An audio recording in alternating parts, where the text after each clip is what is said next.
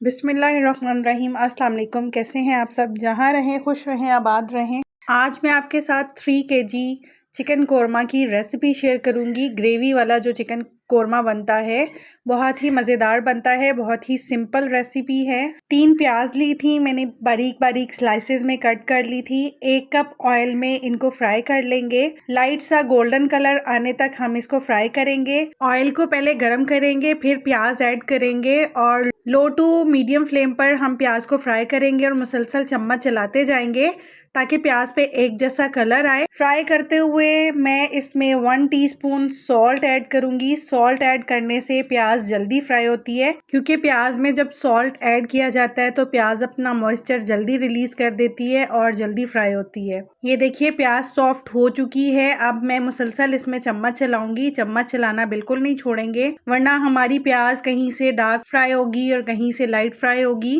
इसलिए मुसलसल चम्मच चलाते जाना है। और प्याज को डार्क शेड नहीं देना, हमें अपने कोरमे का बहुत ही अच्छा सा गोल्डन कलर लेके आना है। ब्राउन शेड नहीं देना हमने कोरमे को। ये देखिए फ्राई हो रही है। अब मैं इसको थोड़ा सा और फ्राई करूंगी। ये देखिए गोल्डन कलर आ चुका है। मैं सारी प्याज निकाल लूंगी। जिस ऑयल में प्याज फ्राई की थी उसमें साबित गरम मसाले ऐड कर देंगे, जिसमें मैंने ली है 3 बड़ी इलायची, 3 छोटी इलायची, 1 तेज पत्ता, 2 दालचीनी की स्टिक्स, 7 से 8 लौंग और 10 से 12 दाने काली मिर्च के ऐड किए हैं। सारे स्पाइसेस को ऑयल में 1 से 2 मिनट फ्राई करेंगे ताकि ऑयल में स्पाइसेस का फ्लेवर आ जाए। अब ऑयल में 3 केजी चिकन ऐड कर देंगे और चिकन को इतना फ्राई करेंगे कि इसका कलर चेंज हो जाए, पिंक से वाइट टोन की तरफ आ जाए।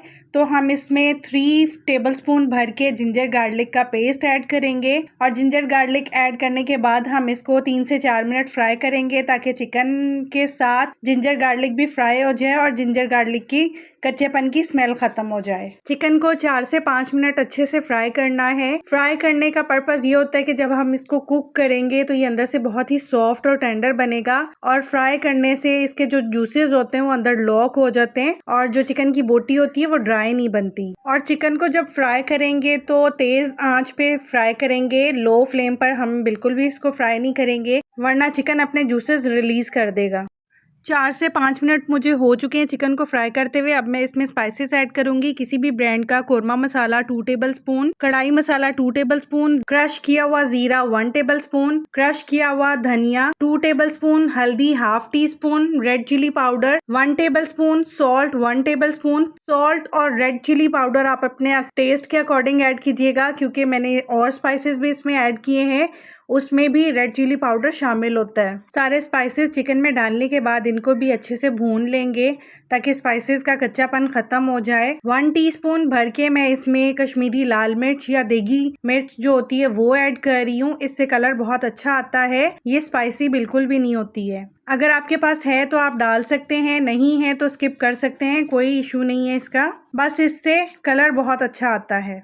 चिकन को मसालों के साथ फ्राई करते हुए मैंने थोड़ा सा पानी ऐड किया था ताकि मसाले जले नहीं और ग्रेवी का बहुत ही अच्छा सा कलर आए। मैं जो आपको छोटी छोटी टिप्स और पॉइंट्स बताती हूँ, आप भी उनको नोट करते हुए अगर बनाएंगे तो आपकी रेसिपीज भी परफेक्ट बनेंगी, बहुत ही अच्छी बनेंगी। जो प्याज पहले फ्राई करके निकाल ली थी उसको मैंने 1 कप दही के साथ पेस्ट बना लिया है, वो ऐड कर देंगे। देखें प्याज का कलर बिल्कुल भी डार्क नहीं हुआ और जो दही के साथ पेस्ट बनाया इसके साथ बहुत ही स्मूथ टेक्सचर आएगा। हमारी ग्रेवी में बहुत ही अच्छा टेस्ट आता है और ग्रेवी का कलर देखें बिल्कुल भी डार्क टोन की तरफ नहीं गया। अक्सर लोग प्याज को ज्यादा ब्राउन कर देते हैं जिसकी वजह से ग्रेवी का कलर बहुत ही डार्क हो जाता है, जो बिल्कुल भी अच्छा नहीं लगता देखने में, तो खाने में तो वैसे भी अच्छा नहीं लगता क्योंकि उसका टेस्ट भी कड़वा हो जाता है। 4 से 5 मिनट दही और प्याज वाला मिक्सचर डाल के भून लेंगे और 3 से 4 मिनट इस मसाले को भून लेंगे ताकि जो हमने प्याज और दही वगैरह ऐड की है उनमें भी स्पाइसेस का अच्छे से टेस्ट आ जाए। अब मुझे ग्रेवी थोड़ी बढ़ानी थी, इसलिए मैंने 4 टमाटर ब्लेंड करके इसमें ऐड कर दिए हैं। अगर आपको ग्रेवी ज्यादा नहीं बनानी तो आप टमाटर स्किप कर सकते हैं। दही के मिक्सचर तक ही ऑथेंटिक कौरमे की रेसिपी है, लेकिन मुझे ग्रेवी थोड़ी ज़्यादा चाहिए थी, इसलिए मैंने इसमें टमाटर ऐड किए हैं। टमाटर ऐड करने के बाद 8 से 10 मिनट मैं इसको कुक करूँगी ढाँप के, ताकि चिकन अच्छे से गल जाए और जो एक्स्ट्रा मॉइस्चर है टमाटर वगैरह का वो ड्राई हो जाए।